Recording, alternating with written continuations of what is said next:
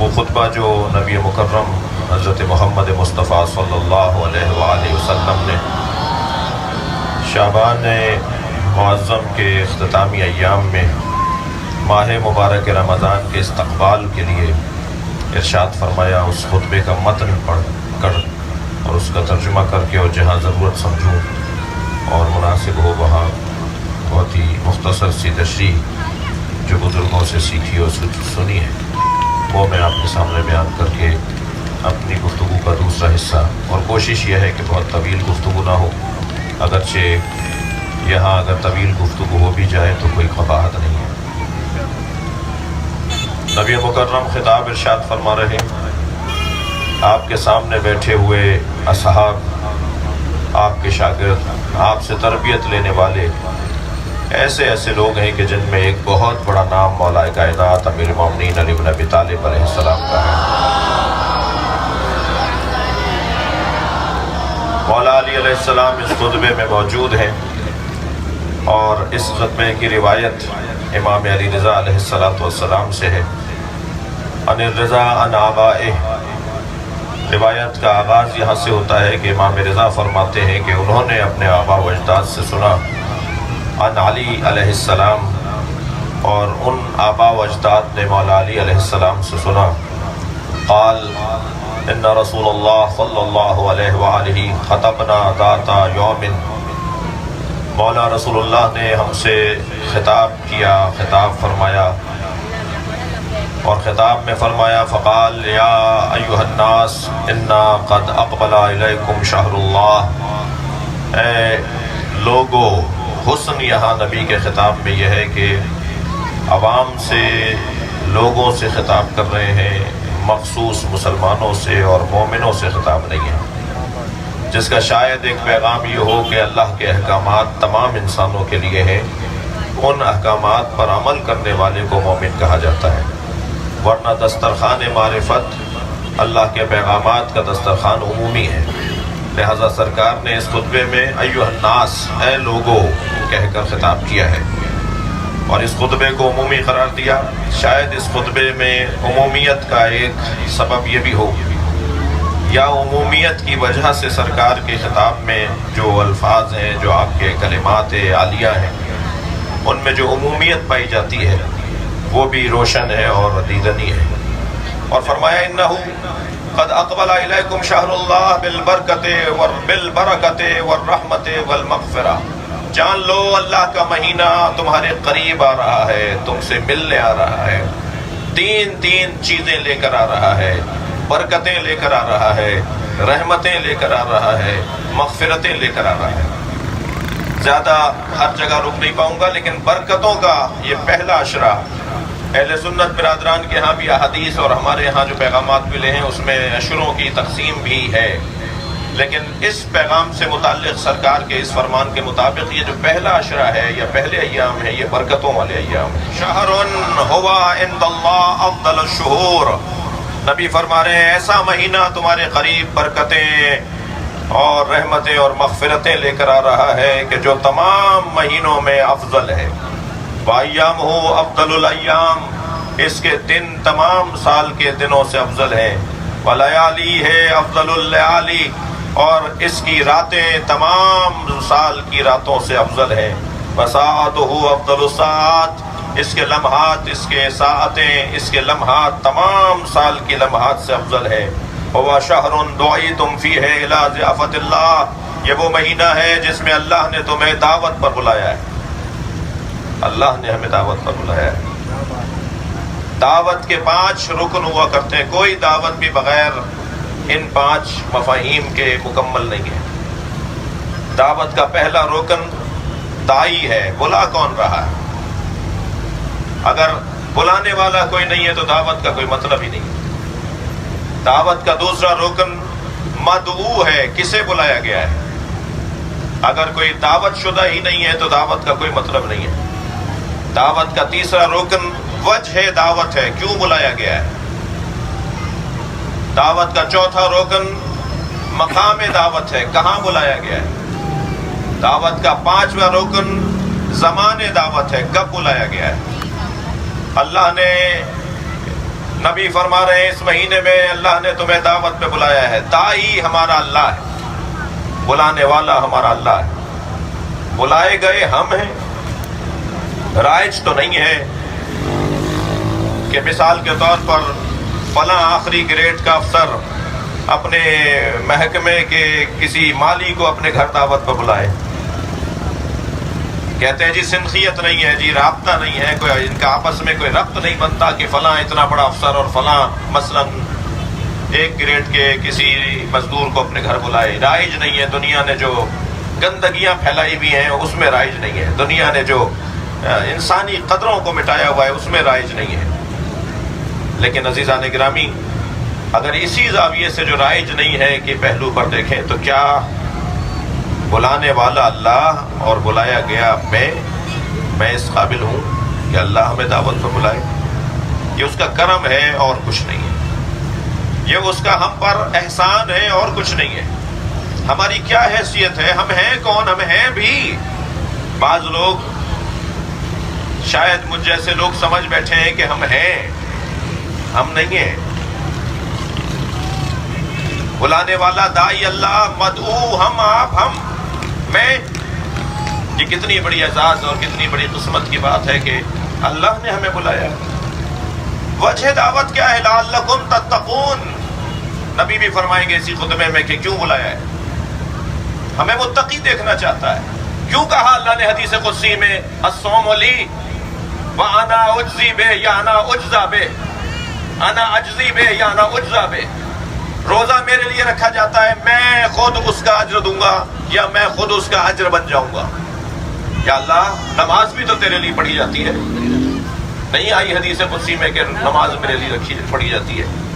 حج بھی تو تیرے لیے کیا جاتا ہے. یہ واحد عبادت ہے جو تنہائی میں بھی ہمیں اللہ یاد دلاتا ہے. بند کمرہ ہو، کوئی دیکھنے والا نہ ہو، ٹھنڈا پانی شربت کا گلاس بھرا رکھا ہو اور افطار سے آخری وقت گزر رہا ہو جس میں انسان کو روزہ لگ رہا ہوتا ہے تو بھی وہ پانی کی طرف نہیں بڑھتا، اس لیے کہ وہ یہ سوچ رہا ہوتا ہے کہ اللہ دیکھ رہا ہے. یہ جو اللہ دیکھ رہا ہے کا جذبہ ہے یہ ماہ مبارک رمضان میں حاصل ہوتا ہے اور روزہ ہمیں یہ جذبہ عطا کرتا ہے. لہذا جو تنہائی میں بھی اللہ کی خاطر عبادت انجام دی جائے وہ عبادت ہے جو اللہ کہہ رہا ہے یہ میرے لیے انجام دی جا رہی ہے. اور یہ روزہ کیا ہے؟ پانی سامنے ہے، پی نہیں سکتے، یعنی حلال چیزیں حرام ہیں. حرام چیزیں تو ویسے ہی حرام ہے روزے میں، یعنی اگر حرام چیزوں سے افطار کر لیا جائے تو پھر کفارہ بھی جم ہے. لیکن یہاں تو حلال چیزیں بھی حرام ہیں. پانی حلال ہے، یہاں اذان مؤذن نے کہی حرام، وہاں مؤذن نے اذان کہی حلال. وہ جو اتنے دورانیے کے لیے حلال چیز حرام ہوئی تھی، یہ اللہ ہمیں نعمتوں سے محروم نہیں کرنا چاہتا، ہمارے اندر استقامت کو ایجاد کرنا چاہتا ہے، ہمارے اندر اعصاب کی مضبوطی کو لانا چاہتا ہے، ہمیں بہادر بنانا چاہتا ہے، ہمیں اپنے اوپر قابو کرنا سکھانا چاہتا ہے کہ تم اپنے اوپر تو قابو کرو. تم سارے جہان کے لیے تو پتہ نہیں کیا ہو، لیکن اپنے لیے تم اپنے لیے تو کچھ بھی نہیں ہو، تمہارے پاس اپنا اختیار ہی نہیں ہے. لہذا تقویٰ یعنی اپنے اعصاب کی مضبوطی. میں یہی چند جملے کہہ دوں جو میں اپنے دوسرے بیان میں اور اس بیان کے خطاب کے دوسرے حصے میں کہتا. سرکار دو جہاں ارشاد فرما رہے ہیں کہ تمہیں تقویٰ دینے کے اللہ اعلان کر رہا ہے لعلکم تتقون. استقامت، اعصاب کی مضبوطی، اعصاب کی مضبوطی. اس مہینے میں وجعلتم فیہ من اہل الکرامہ، اللہ تمہیں اس مہینے میں اہل کرامت بنانا چاہتا ہے. انفاسکم فیہ تسبیح، سانس لے لو روزہ رکھ کر تو تمہارا سانس لینا تسبیح پروردگار ہے. ونومکم فیہ عبادہ، تم اگر سو بھی جاؤ گے تو تمہارا سونا اللہ کی عبادت. وعملکم فیہ مقبول، تمہارا اس مہینے میں عمل مقبول ہے، ذرا کوئی اللہ کا ذکر تو کر لو، اس ذکر پہ تمہیں اجر ملے گا. وَدُعَاؤُكُمْ فِيهِ مُسْتَجَابٌ، دعائیں اللہ کا دروازہ کھل گیا ہے، رحمتوں کا، برکتوں کا، مغفرتوں کا. اس مہینے میں دعائیں مستجاب ہیں. فَاسْأَلُوا اللَّهَ رَبَّكُمْ بِالنِّيَّاتِ الصَّادِقَةِ، اللہ سے سچی نیتوں کے ساتھ دعا کرو اور بات کرو. وَقُلُوبٍ طَاهِرَةٍ، دلوں کو صاف کرو، اپنے دلوں کو صاف کرو. میں اپنے آپ سے کہوں گا، اوصیکم و نفسی، میں اپنے آپ سے کہوں گا کہ ہمارا ایک بہت بڑا مسئلہ اور ہمارے کاموں میں بہت بڑی رکاوٹ دلوں کی صفائی کرنا ہونا ہے۔ دلوں کی صفائی اگر میری ہو جائے، میں اگر دل کا صاف ہو جاؤں تو 50 کام تو شاید سوچنے پہ حل ہو جائیں۔ لہذا نبی فرما رہے ہیں کہ قلوب کو طاہر کرو، ان یوفقکم لصیامہ و تلاوت کتابہ، تاکہ اللہ تمہیں اس مہینے میں روزہ رکھنے اور قرآن کی تلاوت کی توفیق عطا فرمائے۔ فإن الشقی من حرم غفران اللہ فی ھذا الشہر العظیم، شقی ترین فرد وہ ہے کہ جو اس مہینے میں سانس لے اور اللہ کی مغفرت اسے شامل حال نہ ہو۔ وَاذْكُرُوا بِجُوعِكُمْ، اور یاد کرو، سوچو اس مہینے میں کہ بھوک اور پیاس کیسے لگتی ہے۔ وَعَطْشِكُمْ فِيهِ، تاکہ جوع یوم القیامہ وعطشا، یاد کرو کہ قیامت میں پیاس کیسی ہوگی اور قیامت میں بھوک کیسی ہوگی جب تمہیں روزے میں بھوک اور پیاس لگ رہی ہو۔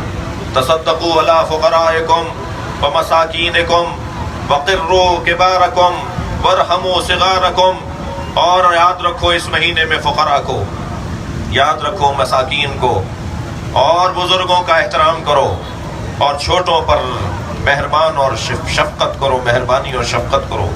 وصلوا ارحامکم، رشتہ داروں کو اس مہینے میں یاد کرو۔ واحفظوا السنتکم، زبانوں کو کنٹرول میں رکھو، اپنی زبان 4 دفعہ سوچنے کے بعد کھولا کرو۔ وغضوا عما لا يحل النظر الیہ ابصارکم، اور اپنی آنکھوں کو بند کر لو ان چیزوں سے کہ جنہیں اللہ نے حلال قرار نہیں دیا۔ اور ابصارکم وَأَمَّا لَا يُحِلُّ الْإِسْتِمَاعِ إِلَيْهِ أَسْمَاعُكُمْ، اور ہر اس چیز سے اپنا کان بند کر لو جسے اللہ نے سننا جائز قرار نہیں دیا۔ وَتَحَنُّوا عَلَىٰ أَيْتَامِ النَّاسِ يُتَحَنَّنْ عَلَىٰ أَيْتَامِكُمْ، اور لوگوں کے یتیموں کا خیال کرو تاکہ تمہارے یتیموں کا بھی خیال کیا جائے۔ وَتُوبُوا إِلَى اللَّهِ مِن ذُنُوبِكُمْ وَارْفَعُوا إِلَيْهِ أَيْدِيكُمْ بِالدُّعَاءِ فِي أَوْقَاتِ صَلَاتِكُمْ، اور اللہ کی بارگاہ میں اپنے گناہوں کی توبہ کرو اور اپنے ہاتھوں کو اٹھا کر ان کی بارگاہ میں دعا کیا کرو، خاص طور پر جب تم نماز کے اوقات میں ہو۔ فَإِنَّ أَفْضَلَ السَّاعَاتِ يَنظُرُ اللَّهُ عَزَّ وَجَلَّ فِيهَا بِالرَّحْمَةِ إِلَىٰ عِبَادِهِ، یہ وہ بہترین ساعتیں ہیں جس میں اللہ دعاؤں کی کیفیت میں جب دعا بندہ مانگ رہا ہوتا ہے، جب اللہ خاص اپنا کرم اس کی طرف متوجہ کرتا ہے۔ یجیبہم اذا ناجوہ، اللہ اس کی بات کو سنتا ہے، اس کی بات کا جواب دیتا ہے۔ وَيُلَبِّيهِمْ اذا نادوا، اور تلبیہ لبیک کہتا ہے اللہ جب تم اسے پکارتے ہو۔ وَيُعْطِيهِمْ اذا سَأَلُوهُ، اور عطا کرتا ہے جب تم اس سے سوال کرتے ہو۔ يَسْتَجِيبُ لَهُمْ اذا دَعَوْهُ أَيُّهَا النَّاسُ إِنَّ أَنفُسَكُمْ مَرْهُونَ بِأَعْمَالِكُمْ، اے لوگو، سرکار فرما رہے ہیں، اے لوگو تم اپنے اعمال کے مرہون ہو، تمہارا مقام، تمہاری حیثیت تمہارے اعمال کے مطابق ہے۔ فَفَقُوهَا بِاسْتِغْفَارِكُمْ، اپنی گردنوں کو چھڑواؤ استغفار کے ذریعے۔ وَظُهُورَكُمْ ثَقِيلَةٌ مِّنْ أَوْزَارِكُمْ، گناہوں کی وجہ سے تمہاری کمریں جھک چکی ہیں۔ فَخَفِّفُوا عَنْهَا بِطُولِ سُجُودِكُمْ، اپنی گردنوں، اپنی کمروں پر لدے ہوئے گناہوں کے بوجھ کو اتارو طویل سجدوں کے ذریعے۔ وَعَلَمُوا أَنَّ اللَّهَ أَقْسَمَ بِعِزَّتِهِ، اللہ نے قسم کھائی ہے کہ اللہ يُعَذِّبَ الْمُصَلِّينَ وَالسَّاجِدِينَ، اللہ نماز گزاروں کو اور سجدہ کرنے والوں کو عذاب نہیں کرے گا۔ وَلَا يُرَبِّعُهُمْ بِالنَّارِ يَوْمَ يَقُومُ النَّاسُ لِرَبِّ الْعَالَمِينَ، اور اللہ اپنی بارگاہ میں کھڑے ہونے والوں کو عذاب میں مبتلا نہیں کرے گا۔ ایھا الناس من فطر منکم صائما مؤمنا فی ھذا الشہر کان لہ بذلک عند اللہ عتق نسمۃ، اے لوگو، اگر اس مہینے میں تم نے ایک بندے کو بھی افطار کرایا تو گویا ایسا جیسے تم نے ایک غلام آزاد کروا دیا۔ ومغفرۃ لما مضی من ذنوبہ، اور اس ایک افطار کرانے کی وجہ سے تمہارے سارے گناہ معاف ہو سکتے ہیں۔ قیل یا رسول اللہ فلیس کلنا یقدر علی ذلک فقال صلی اللہ علیہ وآلہ وسلم اتقوا النار ولو بشق تمرۃ۔ ایک شخص کھڑا ہو گیا، کیا ہے یا رسول اللہ، اگر ہم افطار نہ کروا پائیں لوگوں کو، ہمارے پاس وسائل نہ ہوں تو ہم افطار کہاں سے کروائیں؟ تو آپ نے فرمایا کہ تم اگر ایک کھجور بھی اسے کھلا کر اسے افطار کروا سکتے ہو تو یہی ثواب ملے گا۔ اتقوا النار، آگ سے بچو، ولو بشربۃ، ولو بشربۃ، چاہے ایک گھونٹ پانی کی وجہ سے تم افطار کروا سکو، ایک گھونٹ پانی سے افطار کروا سکو تو تمہیں اللہ آگ سے بچائے گا۔ آخری صفحہ ہے اور اس کے اختتام پہ میں آپ کی توجہ اور زیادہ چاہوں گا۔ ایھا الناس من حسن منکم فی ھذا الشہر خلقہ کان لہ جوادا علی صراط یوم تزل فیہ الاقدام۔ اے لوگو، اس مہینے میں اپنا اخلاق بہتر کرو، اس لیے کہ جس نے اس مہینے میں اپنا اخلاق بہتر کر لیا اس کے پاس ایسی جگہ سے گزرنے کی اجازت نامہ ملے گا، اسے ایسے جگہ سے گزرنے کے لیے کہ جہاں سے گزرنے والوں کے پیر ڈگمگاتے ہیں، جہاں سے گزرنے والے لڑکھڑاتے ہیں، ان کے ہاتھ میں ایک نامہ ہوگا جنہوں نے اس مہینے میں اپنے اخلاق کو بہتر کیا ہوگا۔ اے لوگو، اللہ اکبر، ومن خفف فی ھذا الشہر اما ما ملکت یمینہ خفف اللہ علیہ حسابہ۔ اگر اس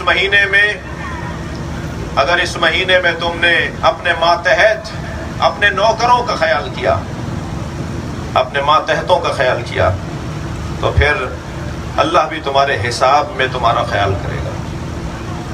ومن کف فیہ شرہ کف اللہ عنہ غضبہ۔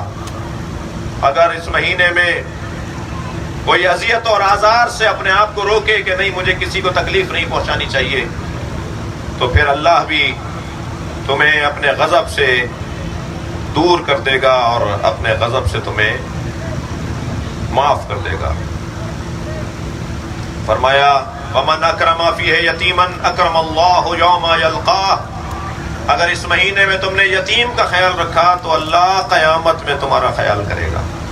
ومن وصل فیہ رحمہ وصل اللہ برحمتہ۔ جس نے اپنے رشتہ داروں کا اس مہینے میں خیال کیا، اللہ پھر اس کا خیال کرے گا اپنی رحمت کے ذریعے۔ ومن قطع فیہ رحمہ، اور جس نے اپنے ارحام اور رشتہ داروں کے ساتھ قطع تعلق کیا، قطع اللہ عنہ رحمتہ، اللہ اپنی رحمت بھی اس سے منقطع کر دے گا۔ اللہ اکبر۔ ومن ادى فیہ فرضا کان لہ ثواب من ادى 70 فریضہ۔ اگر ایک فریضہ یعنی ایک مستحب کام انجام دیا، معاف کیجیے گا، ایک فریضہ، ایک واجب انجام دیا، تو گویا اس مہینے میں اس نے 70 واجب انجام دیے، 70 واجبوں کے برابر اسے ثواب ملے گا۔ ومن اکثر فیہ من الصلاۃ علیہ ثقل اللہ میزانہ۔ اگر اس مہینے میں تم نے مجھ پہ درود کثرت سے بھیجا، اگر اس مہینے میں تم نے کثرت سے مجھ پر صلوات پڑھی، تو قیامت میں اللہ تمہارے نامہ اعمال کو وزنی بنا دے گا، تمہارے اعمال وزنی ہوں گے، تمہارے پاس بہت کچھ ہوگا۔ ومن تلا فیہ آیۃ من القرآن کان لہ مثل اجر من ختم القرآن فی غیرہ من الشہور۔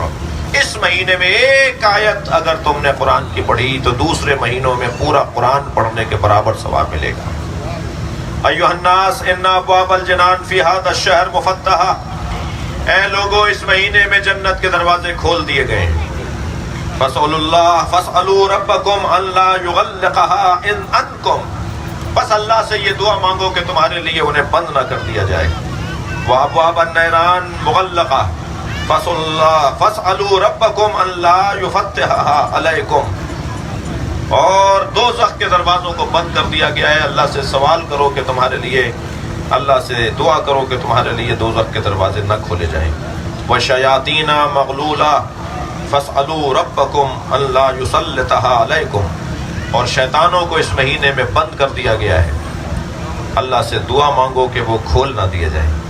قال امیر المومنین، آخری الفاظ، قال امیر المومنین علی علیہ السلام فقمت فقلت، میں کھڑا ہو گیا، مولا علی فرماتے ہیں میں کھڑا ہو گیا اور کھڑے ہو کر میں نے کہا یا رسول اللہ ما افضل الاعمال فی هذا الشہر، اس مہینے کا سب سے افضل عمل کیا ہے؟ فقال یا ابا الحسن افضل الاعمال فی هذا الشہر الورع عن محارم اللہ، مولا نبی نے فرمایا یا علی اس مہینے کا سب سے افضل عمل یہ ہے کہ اس مہینے میں حرام کاموں سے بچا جائے، حرام کاموں سے بچا جائے۔ ثم بکا، یہ کہہ کر مولا علی کی طرف دیکھنے لگے اور نبی زار و قطار رونے لگے۔ فقلتو، مولا علی فرماتے ہیں میں نے کہا یا رسول اللہ ما یبکی کا، آپ کو کس چیز نے رلایا ہے؟ کیا میں نے کوئی ایسی بات کہہ دی کہ جس سے آپ کی دل آزاری ہوئی ہے؟ کیا وجہ ہے جو آپ روئے ہیں؟ فقال یا علی ابکا لما یستحل منک فی ھذا الشہر، یا علی میں تمہیں دیکھ کر اس لیے رویا ہوں کہ تمہارے ساتھ اس مہینے میں وہ کیا جائے گا کہ جو کانی بکا وانتا تصلی ربک، کہ جو کسی کے ساتھ نہیں کیا گیا میں اس وقت تمہارے ساتھ ہوں گا اور تم اپنے رب کی حضور نماز گزار ہوگے۔ وقد انبسا اشقى الاولین شقیق آخر ناقۃ ثمود، اور پھر وہ شقی اولین اور اس سے بڑا شقی کوئی نہیں ہوگا کہ جو اٹھے گا کہ جس نے ناقہ صالح کو بھی قتل کیا تھا۔ فضربک ضربۃ علی قرنک، وہ ایک ہی ضربت تمہارے سر پہ مارے گا۔ فخضب منہا لحیتک، تمہاری داڑھی تمہارے خون سے رنگین ہو جائے گی، خضاب ہو جائے گا تمہاری داڑھی پر تمہارے خون کا۔ قال امیر المومنین علی علیہ السلام، سننے کی بات ہے مولا اب اس کے بعد کیا فرما رہے ہیں؟ فرماتے ہیں فقلت یا رسول اللہ، میں نے کہا اے اللہ کے رسول وذالک فی سلامۃ من دینی، مجھے بس اس بات کا جواب دیتے ہیں اس وقت میرا دین سالم ہوگا۔ فقال صلی اللہ علیہ وآلہ فی سلامت من دینک، ہاں اس وقت تم دین کی سالمیت کے ساتھ ہوگے۔ بہت بڑا ہدف ہے میرا اور آپ کا کہ ہم مریں تو مسلمان مریں، مریں تو اہل بیت کے چاہنے والے مریں، مریں تو جس نظریے پر زندگی گزاری اسی نظریے پر مریں، دین ہمارے ہاتھ سے نہ گیا ہو۔ ثم قال یا علی من قتلک فقد قتلنی، یا علی جو تمہیں قتل کرے گا اس نے گویا مجھے قتل کیا۔ ومن ابغضک فقد ابغضنی، جو تم سے نفرت کرے وہ مجھ سے نفرت کرتا ہے۔ ومن سبک فقد سبنی، جو تمہیں گالی دے، جو تمہیں سب کرے، جو تمہیں لعن کرے، جو تمہاری توہین کرے، اس نے گویا مجھے لعن کی ہے۔ لأنک منی کا نفسی، تم میرے ساتھ ایسے ہو جیسے میری جان، روحو کا من روحی، تمہاری روح میری روح ہے، وطینتو کا من تینتی، تمہاری سرشت، تمہاری فطرت، تمہاری تینت میری تینت ہے۔ ان اللہ تبارک و تعالی خلقنی و ایاک واصطفانی و ایاک، اے علی اللہ نے مجھے اور تمہیں خلق کیا اور مجھے اور تمہیں منتخب کیا، اور کیسے منتخب کیا؟ واختارنی للنبوہ، مجھے نبوت کے لیے منتخب کیا، واختارک للامامہ، اور تمہیں امامت کے لیے منتخب کیا۔ ومن انکر امامتک فقد انکر نبوتی، جو تمہاری امامت، ومن انکر امامتک فقد انکر نبوتی، جس نے تمہاری امامت کا انکار کیا اس نے میری نبوت کا انکار کیا۔ یا علی انت وصی و ابو ولدی، یا علی تم میرے وصی ہو اور میرے بچوں کے باپ ہو۔ و ابو ولدی بزوج ابنتی، اور تم میری اکلوتی بیٹی فاطمہ کے شوہر ہو۔ و خلیفتی علی امتی فی حیاتی و بعد موتی، تم میری زندگی میں میری امت پہ خلیفہ ہو، میری رحلت کے بعد میری امت پہ میرے خلیفہ ہو۔ یہ جو ہم خلیفہ بلا فضل کہتے ہیں اور پھر بعض لوگوں کو پریشانی ہوتی ہے، انہیں میرا ایک سوال ہے، ہم یہ حدیث رکھتے ہیں جن لوگوں کی ترتیب میں لا کر تو مولا کائنات کو چوتھا خلیفہ سوچ رہے ہو، مولا ان گنتی میں نہیں ہے، مولا کی اس گنتی میں حساب نہیں ہے، مولا نبی کی زندگی میں نبی کے خلیفہ ہیں۔ فرما رہے ہیں سرکار، اور یہ حدیث اہل سنت کی کتابوں میں کثرت کے ساتھ یعنی بہت آرام سے ہم حوالے دے سکتے ہیں کہ نبی نے فرمایا تم میرے خلیفہ ہو میری امت میں فی حیاتی و بعد موتی، میری زندگی میں بھی میری امت پہ خلیفہ اور میرے بعد بھی، امروں کا امری و نہیوں کا نہی، تمہارا کہنا میرا کہنا ہے، تمہارا منع کرنا میرا منع کرنا ہے۔ اقسم بالذی بعثنی بالنبوۃ وجعلنی خیر البریہ انک لحجۃ اللہ علی خلقہ وامینہ علی سرہ وخلیفتہ علی عبادہ۔ میں قسم کھاتا ہوں اس اللہ کی جس نے مجھے نبی بنایا ہے، جس نے مجھے بہترین مخلوق بنایا ہے۔ تم اللہ کی حجت ہو اللہ کی مخلوق پر، تم اس کے اسرار کا امین ہو، اور تم خلیفہ ہو اللہ کے اس کے بندوں پر۔